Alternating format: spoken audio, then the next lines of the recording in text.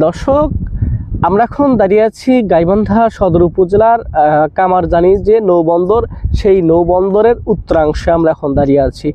আজকে ঈদের দ্বিতীয় দিন। এই ঈদের দ্বিতীয় দিনে কিন্তু ভ্রমণ পিপাসুরা কিন্তু ভিড় জমাচ্ছেন গাইবান্ধার যে কামারজানি নৌঘাট, এই নৌঘাটে। শুধু নৌঘাটেই নয়, পাশাপাশি তার যে উত্তর এবং দক্ষিণাঞ্চলে যে বিশাল এক চর জেগে উঠেছে, অর্থাৎ যেখানে শুধুই বালুচর, সেই বালুচরে কিন্তু নানান ধরনের লোকেরা আসছেন ঘুরতে ফিরতে, এবং সে সাথে নৌকে নিয়ে কিন্তু তারা বিভিন্ন চরাঞ্চল ঘুরে দেখতেছেন।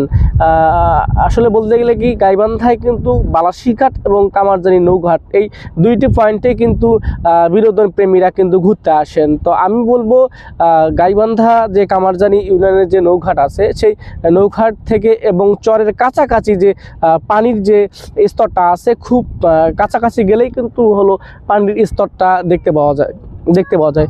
সেক্ষেত্রে আমি সাজেস্ট করব যে আসুন আপনারা কামারজানি নৌঘাটে, এবং আপনার মনকে প্রস্ফুটিত করুন।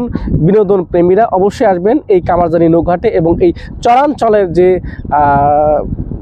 নানান সৌন্দর্য আসছে, তারা সেই সৌন্দর্যগুলো আপনারা উপভোগ করতে পারবেন। ধন্যবাদ।